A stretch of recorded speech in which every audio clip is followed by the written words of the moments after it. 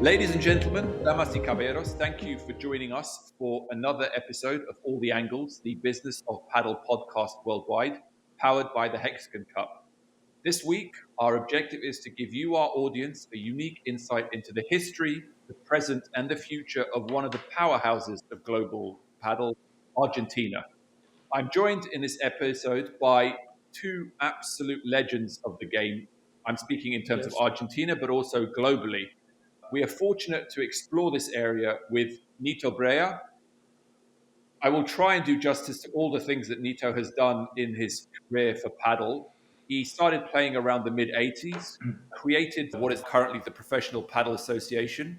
From about 1990 onwards, he's coached the likes of Racquet, Ovide, Hernan August, Maxi Sanchez, Sanyo, and now his daughter Delphi, who is one of the top female athletes on the tour.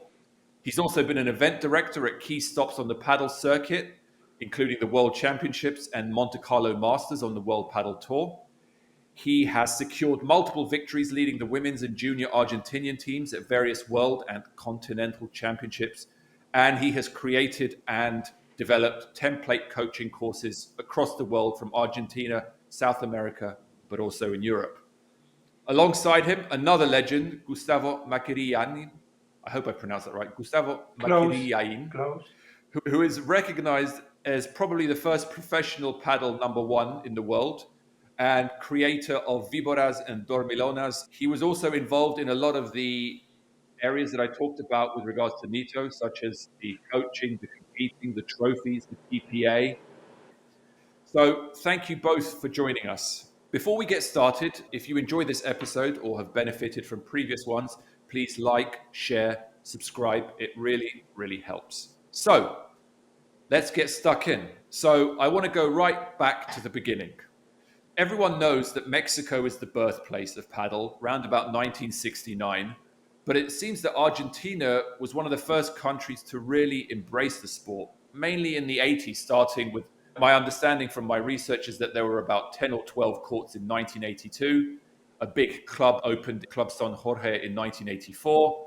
The Argentinian Association was created in 1988. And by 1991, it was pretty much recognized as the second most popular sport behind football. So, speaking to you both, why do you think it was that Argentina embraced this new sport, or relatively new sport, so fully and so passionately in those early years? Maybe let's start with you, Gustavo, from your perspective. Okay, thank you. Well, the reasons are many, sure, but I can assure that a couple of reasons very important. First of all, that Argentina has a tradition of tennis players, a very big tennis community. So until the early 80s, rich people played padel in a very few places. In the early 80s, the tennis community embraced padel, and that made a very big change, the quality of people, the quality of play. So the level of the game improved very, very quickly, very fast, because Argentina has many professional players that stop playing tennis when they are 20, 21, 22, 24, because of lack of resources, because of how far we are of the rest of the world or the circuit. So many players that dedicated to tennis in a professional way since they were 10 years old, they reach the ATP circuit and they stop playing very soon. The best one continue, and the players that resources are very difficult to find, they stop playing. When padel appears, they find in padel a way to continue competing. In Argentina, you can find that the best 20 players in the early 80s until 2015, I think, with some exceptions, of course, they were tennis players that reached the ATP circuit and stopped playing. So the level improved very quickly. They don't know how to play the walls, but with the serve and volley and tennis skills and mental toughness was enough in that moment. Very, very quickly, could give a nice show. So that also helps. People say, oh, this is a nice sport, because there were tennis players that hit great smashes and volleys and make a good show in 1 year or 2 years. I think that is one of the reasons why Argentina embraced the sport very, very fast, because the very big tennis community and good players with nothing to do, very young. Nito, how would you expand on that? And also, I'm interested with this idea that it started off as a sport for the rich, almost like a country club concept, and then that surely evolved. And I was wondering, what was the key to that change from it being seen as or being played as an elitist sport to a sport of the masses, sport of the people? I'm totally agree with Gustavo, and I want to add, because I think that after this tennis community of players, Argentina was in a big crisis, and paddle always have a great development in all the world, around the world, after crisis. At the end of the 80s, we have a crisis, and there are a lot of factories with problems that start putting paddle courts, because was a great business at the beginning, and here in Argentina start increasing and growing as a business, not as a sport. No? So we start putting a lot of courts paddle everywhere, here in the middle of the city, all around. Now it's impossible to put a paddle court in the same locations. Yes. It also a reason, because the paddle it was classified as a short-term business. So if you have a piece of land, if you have a factory that it's empty, you can put paddle courts. You will have your money back in 1 or 2 years, and then we see when the national economy it's okay. I can get out the paddle courts and I can make the building, or I can reopen the factory. That was the problem in the middle of the 90s. You see everywhere that the paddle courts are not there anymore. Paddle is dying. So at the beginning, in the 80s, it was a sport for the rich. In the early 80s, in the 70s and the early 80s, it was of rich people. In 84, 83, it started to play the tennis community. Mm-hmm. And in the late 80s, 89, 90, it became popular. So you mentioned that in the late 80s, they built a lot of courts because there was a lot of real estate and factories that were empty or couldn't be filled. But what happened on the other side of that? Was there a point where there were too many paddle courts, or was there a point where they couldn't fill the paddle courts, or was there a point where actually the owners of the property said, well, now you need to leave, we need to kick out all the paddle courts? Was there a contraction? It's true that the offer of courts exceed the demand. They don't know until when the demand remain, and they say, well, in 1 or 2 years I have my money back. So they go and go and go with courts. And in crisis you don't have in crisis you don't have too many different business to invest. So paddle was a great.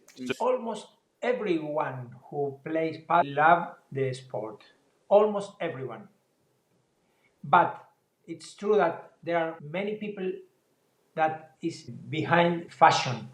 So appear something new and change something new. They arrive to paddle, they like paddle, but then they say, well, now I'm going to make a kite surf. So some of the new players will disappear no matter what you do, because the fashion effect, at least what I saw in Argentina. But I think that something similar is happening, because I heard that in Sweden they make many new clubs and many courts, and now they say, oh, I can't pay the rent.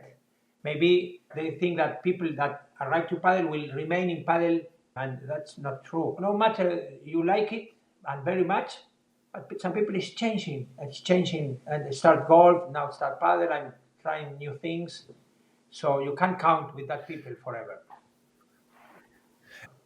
So, when the financial crises occurred in Argentina and there was this empty real estate or cheap real estate where you could build paddle courts, these paddle courts that were being built, they were the concrete paddle Yes. courts, right? With the concrete floor, concrete walls, no glass. Most of them are still there, Yeah. and people is playing with concrete floor or maybe with a carpet, but with the walls. It's the same sport. Yeah. Nothing different. Very, very few differences. Nowadays, I have my club here in the middle of Buenos Aires City, and I have only one glass court with carpet, and then five courts, four with carpet, one with concrete floor, because there are too many people that comes to the club since 20 years, and they prefer concrete. But these five courts are with walls, not with glass. So there are too many courts here that the old clubs still have walls with a carpet, but with walls. I was going to say, we may touch on this in another question, but the fact that Argentinians, or a significant percentage of Argentinians who play paddle, are raised on those concrete courts, how does that prepare them for paddle? Very Much faster. more faster. In hard courts, the ball remains small, the ball does not open. So with the paddle rackets, that's why the sport was so fun and people like it so much, because many situations, very new, very different skills that you need. Then there was a stage with all paddles and the beginning of carpets. That was very boring paddle. Defense always beat the one who attack, because the paddle does not have power yet, and the game became slower because of the carpet. And after that, the paddle rackets evolve, they have power again, and you can make similar situations in a carpet that you used to have in the concrete. Yes, yes, no, I agree, because and the great difference is the paddle racket. If you give nowadays to the best players these old paddle rackets, it would be impossible to play in nowadays courts of carpets. So the paddle racket is one of the big thing that makes the difference between one paddle and the other. And the other thing is that now you have two of players that are only thinking and training on paddle. There are athletes, they are in perfect condition, they train every day, and a lot of people can live just for playing paddle, to be a professional. And that is why you have maybe 2,000 of great players. At the beginning of paddle, in the earlier 19th, only 10 players can live from paddle, work on paddle, and train for paddle. The others, they had to give less and other things, no? And then a little more, maybe 20 or 30. But nowadays, you have 200 or 300 of players, because you have a lot of circuits, not only Premier Padel, A1 Padel, and maybe in Mexico you have a professional circuit, a tour, that maybe there are professional players just playing there, not in Premier. So they train, and there are more good players, no, than at another time. But really, the game, for me, doesn't change a lot. I can say that I do not see in the best level today any shot that do not exist 30 years ago. Any shot. All 20 different kind of smashes, all of them already exist. I think that the great change is in knowledge. After 20 years of paddle, the first 20 years, you start to have the coaches really prepared, because they played 20 years, they retired, and they became coaches, and they started to train better and to use technology, statistics, and they can teach players when to use each shot. The great change is that now they select better the shots in each case. Also, you know what is the best answer for each shot, so you hit and you go to the answer. So the anticipation it's better, but not the shots. So 20 years after the 80s, appear the coach is really well prepared, and they can teach a kid from 10 years old how to play paddle, and it appears in 2010 maybe for the first time pure paddle players with all the skills that paddle need, teach by experimented coaches, they start beating tennis players that came to a paddle court, because a tennis player he started playing at 20 or 24. It's a good age, but not the best. There were skills in the wall that they never learn. They are old to learn. You can see now that it's happening again.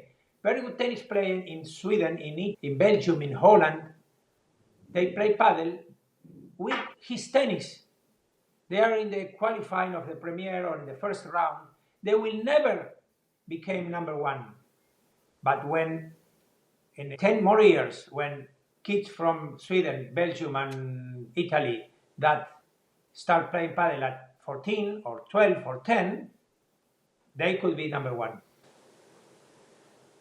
Yes, I think that start with the crisis, start with too many people coming from this big community of tennis. We found fighting against tennis, fighting about all the people saying that paddle will make you injury about your knees, that paddle was dangerous because of the hard court, and we have fighting because paddle at this early 90s was taking people from tennis to paddle. A lot of tennis trainers start losing their players because they say, no, paddle is not good for your tennis. Then paddle makes you injury or have problem with your knees. And sorry, just to say, at that time, we were alone because in Spain, very few people playing paddle, only Marbella, Madrid, Bilbao, and south of Brazil, Punta del Este, Uruguay, Chile, but it wasn't a sport, so people didn't see paddle like a sport. So we were fighting against tennis at this time, and tennis was sport, is a sport. Nowadays, paddle is a sport, and all tennis players, even number one of the world, want to have a picture with Velasteguin because they respect our sport, they respect our players, and people this say, "Wow, I play an international sport. I'm playing in a sport, not just a game to have fun with for all people or for frustrated tennis players." Because at the beginning of the 19th, Gustavo, all the tennis, the big part server, I don't know how to say, the core of tennis. Say that. Attack started. And at this time for paddle was impossible to defend, fight with that enemy. So that now it's in sport. You have paddle in more than 100 countries. So it's totally different. At that time we were alone. I think there are two things that fascinate me because they are lessons for global paddle. So it feels like Argentina had two very important things that you're talking about. One was this tension, which evolved into a battle with tennis, right? And so the tension between tennis and paddle is now being played in Italy, in the UK, in the US, in Sweden. It's a battle that you guys have been through. So I would love to know, first of all, what are the lessons that you think paddle can learn in its relationship with tennis? Obviously, every country is different, but what did you learn from that tension? So that's the first question. And the second issue is this, Gustavo, you mentioned this growth because of fashion. We had the same thing, as you said, in Sweden, this huge growth because there's opportunity, the economic conditions meant that there were lots of courts built. Everyone thought that lots of people would love it, that they would stay with it. And then it went down and suddenly the courts can't be filled and businesses are going bankrupt and courts are going empty. There's concerns that you're going to get that kind of saturation maybe in America or parts of America like Miami.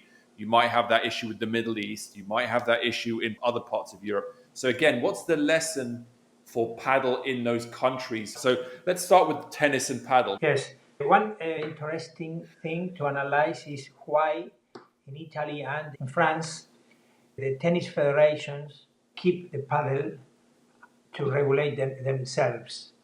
Why? Because they saw them as an enemy. It's better that I have it, I regulate how they grow, or it's a good business, I want to be part of the business. But that's one of the things to be aware. I think that in Argentina, one of the problems that we had when paddle start to decrease was the weakness of the institutions. The Padel Association was very, very weak. I was a member, founder of the Argentina Padel Association. I wrote the first rules of playing and rules of the construction of a court. I was one of the 15 members in Argentina. We never paid attention to make a strong association. That when the crisis started, because, for example, we had one TV program, we had some places in the most important newspapers those years. When the sponsor disappeared, place in the newspaper wasn't there anymore. The program disappeared. The association could solve that. We said if the association had resources, the association can pay for the ad and until the crisis pass, save those places where you can continue have notices of paddle. In Argentina, maybe you have 1 million people playing and you have 10,000 licenses. I think that the health of the institutions is something that you have to be aware. It's a mistake not to repeat. Also. I'm very worried about the professional circuit. For example, I think that the players, the PPA, the Professional Players Association, was created too late and it's always running behind the demands.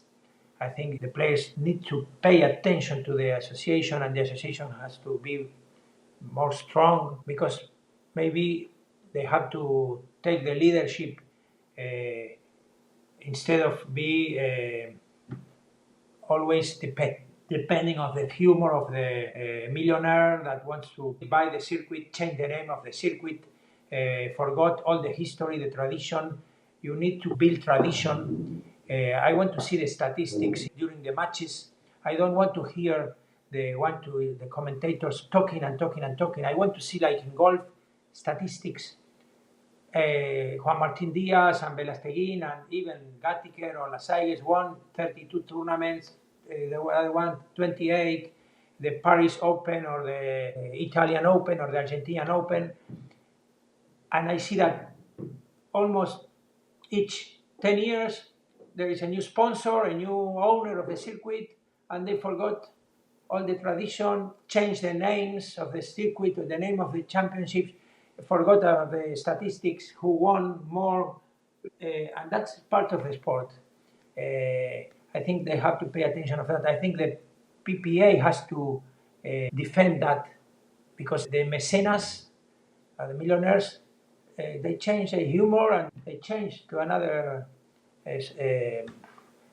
fashion sport that they get in love.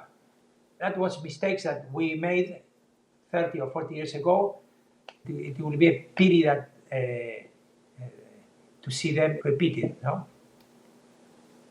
And Nito, what about from your perspective? Let's go back to the tennis paddle question. Gustavo's, I think, right. There is a lot of discussions now about whether it is healthy for tennis to own paddle. Why do they do that? What are the benefits for paddle? Does paddle need to have its independence? How does it maintain a strong independence rather than a weak independence? What are the lessons from Argentinian paddle history that you would flag and highlight to those newcomers to the paddle world, those new countries in Europe, USA, Australia who are discovering and falling in love with paddle and are facing some of the same battles and challenges that you guys faced 10, 20, 30 years ago? By now, I think that we have a lot of advantages. Gustavo was talking about the institutions. Now, this Premier Padel, the last 2 years was the first time in all the history of Padel that the International Padel Federation became a very big and powerful institution. Players Association is another part that had to be more powerful and better. But I think that now, I don't think that paddle can decrease. Even if the mecenas move to another sport or another thing, paddle has been growing as a sport. I like more history recognized in paddle. I don't like to paddle in very traditional tennis places. If you ask me, I prefer to do the Paris Open in another venue, not in Roland Garros. I prefer the Italy Open not in the Foro Italic. I prefer another stadium for paddle. So I defend the history of paddle. I think like Gustavo, I defend the language of paddle, that bandeja is bandeja, that víbora is víbora, that chiquita is chiquita, dormilona is dormilona. Because it's part of the paddle. And this is, for me, it's important. And for me, there are these battles of tennis. There are too many tennis federations that have paddle.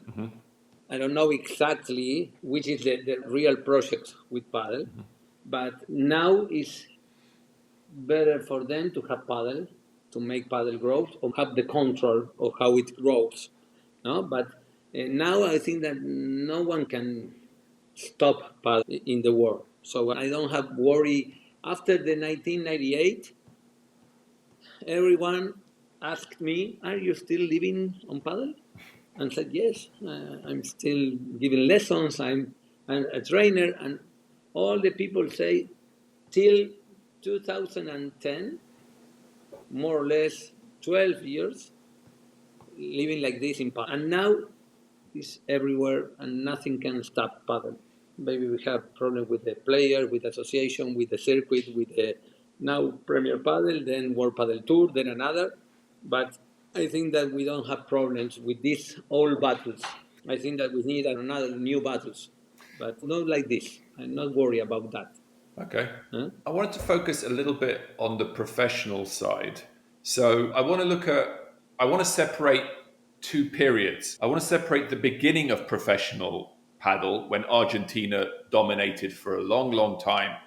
And I want to understand why that was. But I want to separate that from the second wave, which I think is the current wave. So let's start with the beginnings. Why were the Argentinians so good? Why were they winning everything?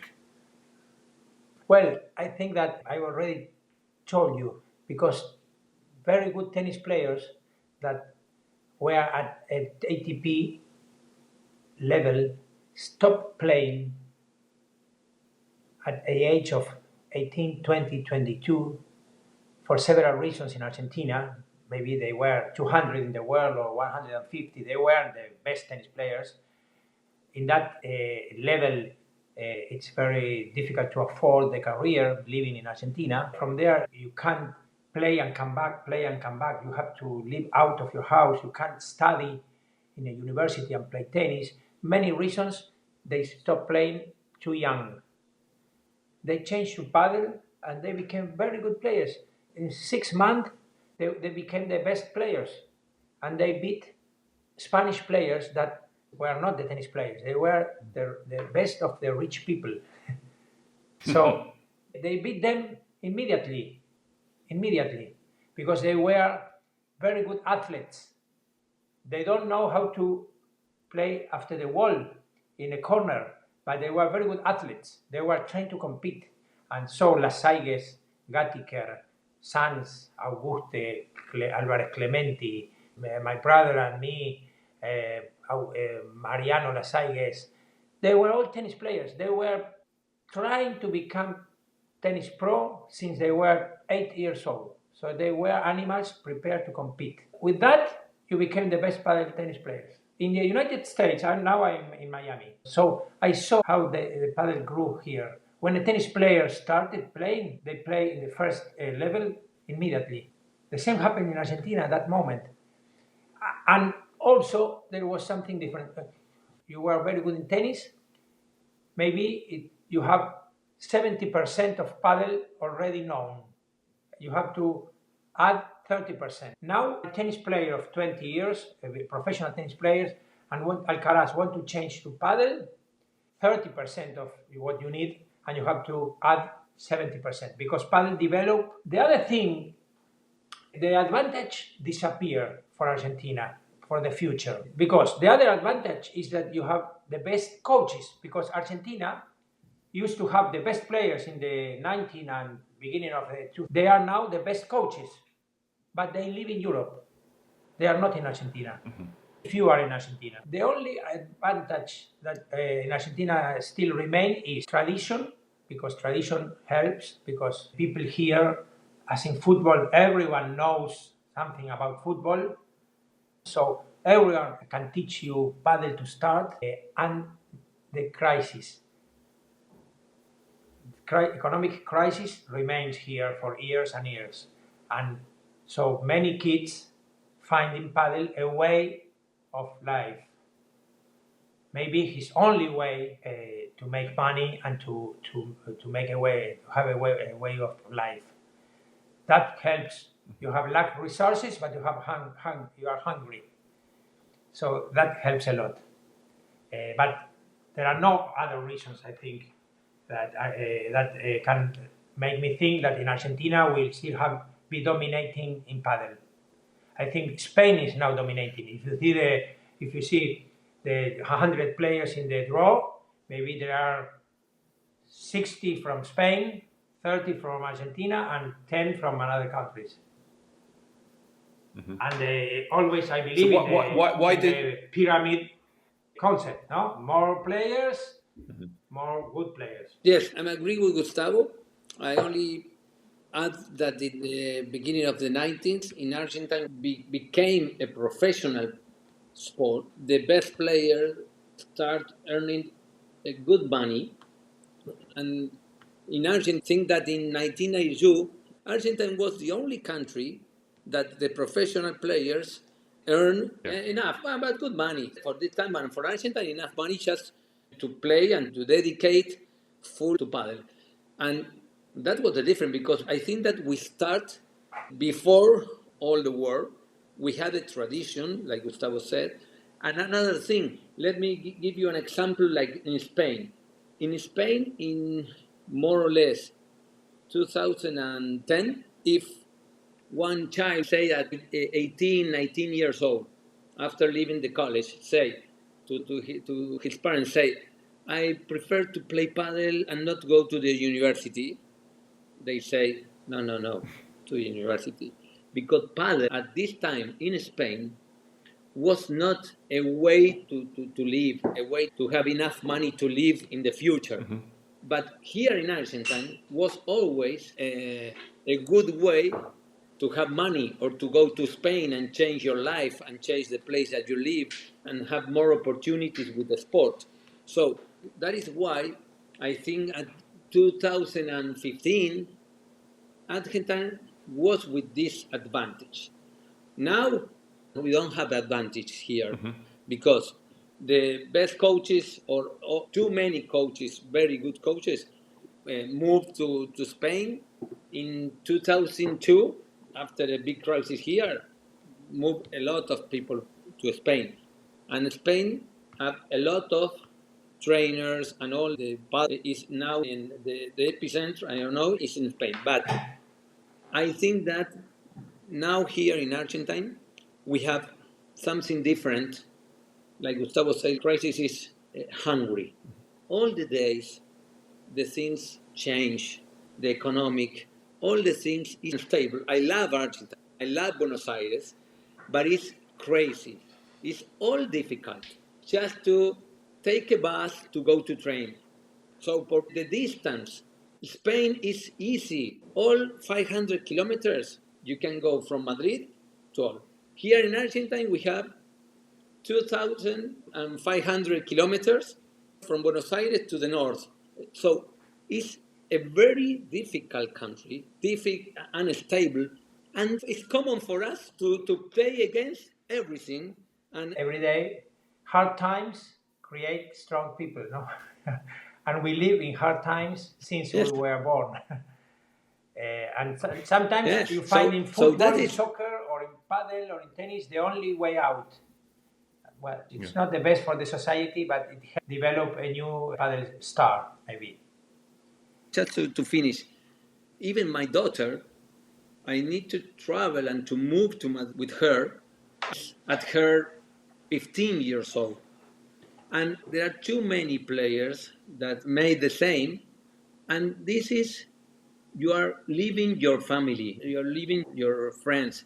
And when you are playing against other guy that they didn't need to leave anything because he's at 10 minutes from his house or maybe 1 hour, you have more powerful, you have more strongest because you say, I need to beat this guy. Because I left all this behind just to be here, just to beat him. I cannot lose. So you are stronger. And I think that the tradition, the coaches, and all this make all Argentine players different with this spirit. I think that this make us different, but because of our disadvantage. It's not maybe if the country is perfect, maybe we start losing, not now, but in 15 years, maybe we are the same like a Sweden guy without problem and they have all resolved. But I think that this is very important to analyze now, to know why Tapia, Stupa, even Delphi, Aranza, Osoro, a lot of Teo. girls or boys that leave the Argentine very, very, very young. And this is tough. It's very difficult for the family, for friends. It's not easy. So that is a problem that becomes an advantage. So I'm conscious that I've had you on for quite a while, and I apologize if we're going too long. But obviously, the last question will be about the future. But I would love to, because this is a business podcast, I'd love to understand from your perspective, what can Argentina continue to offer the world? Where is Argentina the best? What is Argentina's offering to the world today of paddle? And then the reflection is, what benefits could Argentina get from other parts of the world? So, what does it offer the outside world, and what does it need from the outside world? So, Nito, why don't you start with those two questions? Well, I think that Argentine can offer, if you have a club, I will recommend you always to have, if you can have a manager, will be the best. Because I think that the thing that Argentine can offer is the knowledge, the experience, the knowledge of coaches. Because if you analyze apps to have in clubs, we don't have top at this. In the court construction, we are not the number one. In the technology of rackets, we are not in the top. We have too many good factories here, but not the best. So I think that we are still different with the knowledge. I went to Belgium, to Holland for the federation, in Italy, and I always said that you have money, you have a very powerful federation, and you have the venues, you have a lot of good places to train, but you need to buy. It's easy because the knowledge, you can buy it. You can buy the knowledge, hire a coach to say, please, work here for the federation. At the beginning in Spain, Martin Echegaray was one of the guys that started going and working for the Spain Federation. Huh? And now, with all this support of the great federation and powerful federation, to have knowledge, I think that we can export for forming trainers or for forming players. And from the world, we need all the things that you can come here because we don't have the great clubs, but we have this that is different. We have history, we have experience, and we had been fighting battles not only in Argentina with the paddle, with the problem of paddle. So this is a great experience. In 2007, I moved to Mallorca in Spain to manage a club. And at the beginning of 2009, in the big crisis, with all the people say it's a crisis, it's a crisis, it's a crisis, I used to say, for me, this is Disney. I'm in Orlando for me. It's not a crisis for me. So this is, for me, very important. And I think that the countries can use it and buy it. The organization, they are great. I went to Belgium, the Belgium Federation was incredible. Make a campus, great organization, the venue, perfect. But if you don't have the concepts of the way to go from here to here, even with a Ferrari, if you take another way, you cannot find the place. Maybe I have my old car, but know exactly the way, exactly the route to go. What about from your point of view, Gustavo? Because I think Argentina, from this conversation, yes, I agree, Nito, that the techniques and the tactics around coaching and club administration is a strength. But even just from this conversation, Argentina has faced so many of the ups and downs, opportunities and challenges that paddle is experiencing in different countries at different times. The journey that Sweden is going through, or the journey that Miami is going through, or the journey that the Middle East is going through, they're not unique. They are just versions or similar versions to what Argentina experienced 10, 20, 30 years ago in business, in administration, in governance, in politics, in funding. And so I think that is what I find really interesting, because I think the knowledge of how to play the game and win the game is obvious. You look at the coaches who are sitting by the side of the court, and they're all Argentinian names. So that is obvious and very visible and very easy to see. But I think the experience of those battles that happen maybe away from the court are also really valuable for paddle bodies and associations in other countries. Gustavo, what's your thoughts on what Argentina can offer the world and what the world can offer Well, Argentina? I concur with Nito that knowledge is, I think, the most important asset that Argentina could offer. I think that paddle will survive mismanagement. Paddle will continue, but it's not unbreakable because mistakes make the growth slower, and we don't want that. I don't want to see a tournament without people in the stages. I don't want to see a club that shuts and go to bankruptcy. I don't want to see that because that hurts paddle. So I think that institutions in each country needs to have ways to help as a consultant the new people that is coming to paddle. They have to help them with information, with market analysis, with good advice of growing paddle rackets that are sell, courts that are building or in process. So people do not make mistakes. Each mistake is what people or an investor that doesn't come again to paddle. When you sell a tournament to someone and he's in the wrong month of the year, and you see because of that there is no one in the stadium. It's a mistake that hurts everyone.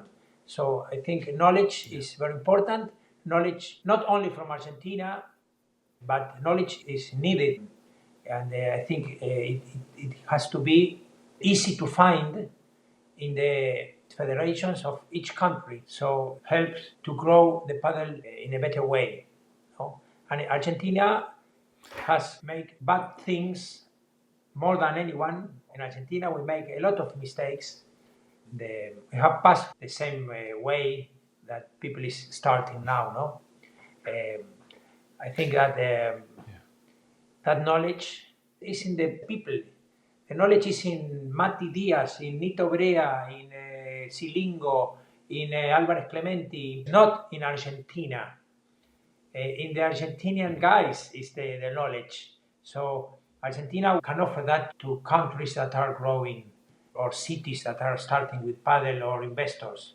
But the knowledge is in those guys, people that is 30 or 40 years in the sport. If you come here and want to phone Argentina Federation of Padel, no one answer. Or maybe the guy who is now president is trying to do the best, is working well, but he's almost alone. He's rebuilding the team in Argentina. He needs this good advice also for his job in Argentina, no? He's looking for people like Chino Masucci, people is in paddle since 30 or 40 years. They learn a lot. I was trying to find an answer of what will Argentina need from the rest of the world, and it's difficult. But I think Argentina needs rules. So I think if the institution, the federation, and the PPA and other institutions grow properly, they will give rules to all the world. And Argentina always need good rules, because if not, we always are in our own chaos. So Yes. rules is what we need always. My last question to both of you is the future. Obviously, no one knows the future, but what do you think is the future of paddle in Argentina for the next 10, 15 years? Professionally, at the top level, but also just the sport in the grassroots among the people in the community. Is it going to grow? Is it going to struggle? Is it going to evolve? Does Argentina maintain its position at the top of the professional rankings? What do you see for the future in paddle? I think now it's growing. There are too many clubs that are opening everywhere in the country. Paddle is growing. Here we have the opportunity to watch the tournament. All the kids can watch the tournament. All the kids can want to be Tapia, want to be Delphi, want to be Stupa. So we have many good players that can inspire a lot of kids here. There are many people playing here. I don't believe that the country can change the economic, macroeconomic Situation.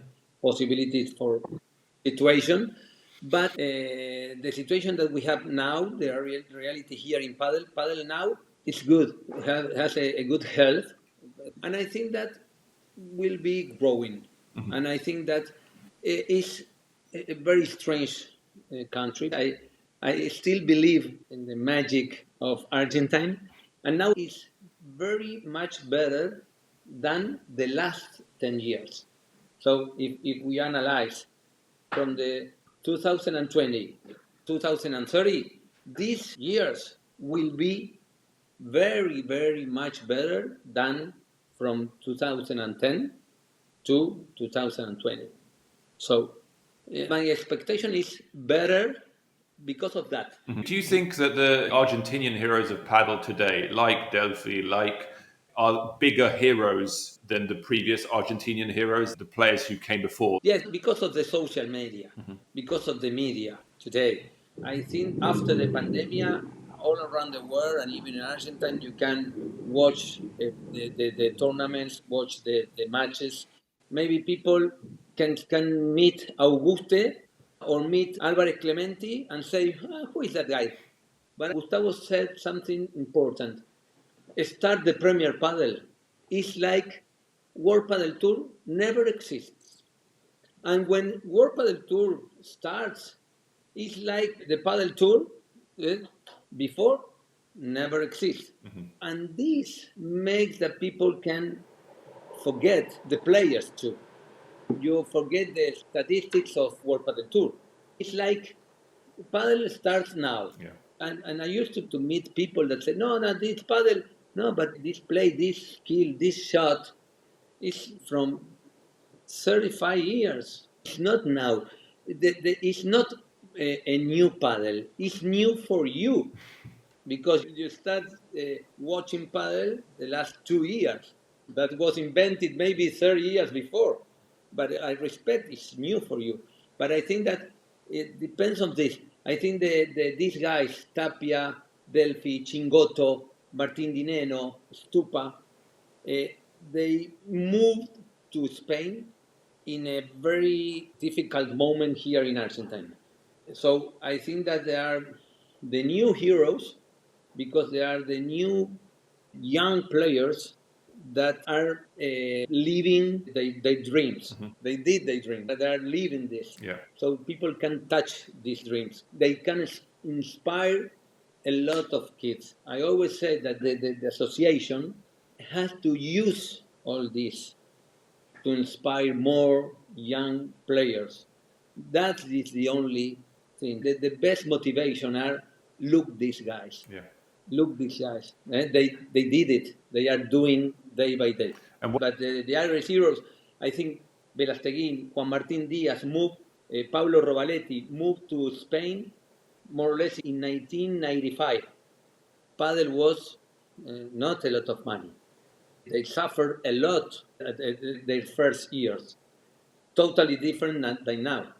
These last 4 years are different from the others. Mm-hmm. In 2015, Padel was totally different. Today, the numbers are per 10. So now it's not easy, but easier than 8 or 10 years before, where these young players moved to Madrid. Was totally different. Huh? Gustavo, do you have any predictions for Argentinian paddle? Well, I think that the professional in the professional ranking, you will see that the Argentinian participation will decrease year after year, because no matter you will have very good players, all the world will add his players, and there will be players from all countries. In the best 100 players, you will see Spain will decrease also, but Argentina more, because Spain now is the center of the community of padel.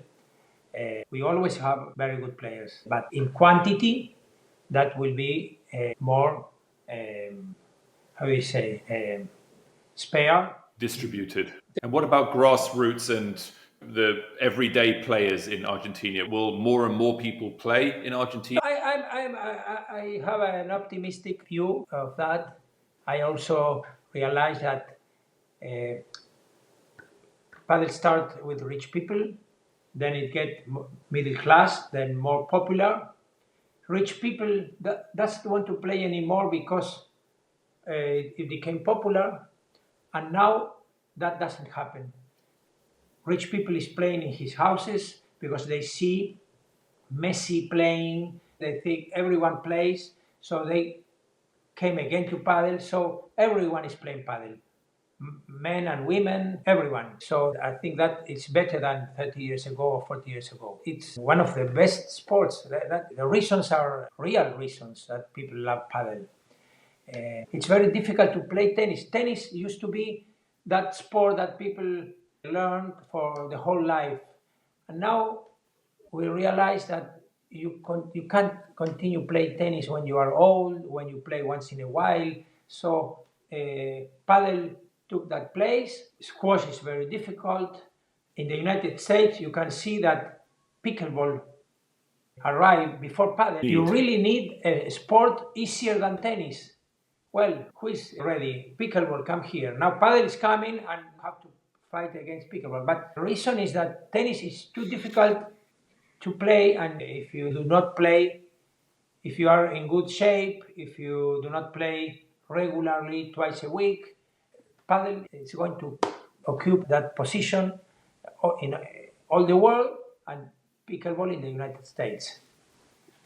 Padel will need some more years, but padel is much better than pickleball, much better sport than pickleball, but need more infrastructure. So pickleball, you put the net, you paint the lines, and you play. Padel need an effort, to find places, to got the permits to build the infrastructure. So it will be slower in the United States. But all around the world, no one will stop padel. Yeah. Well, I mean, that's a good place to stop this episode. I should say again, please like, share, and subscribe if the content was thought-provoking. Please comment on LinkedIn, on Twitter if you have any recommendations around the format, topics, speakers. Thank you, Gustavo and Nito, for joining. I really, truly appreciate you jumping on for this whole session and sharing your expertise and your experiences and your lessons. It seems like the world has a lot to learn from everything that Argentina has been through, everything, as you say, that the people who have been driving the Argentinian paddle scene have experienced and learned. So thank you so much. We will keep doing our best to cover all the angles of the business around paddle, episode after episode. So until the next one,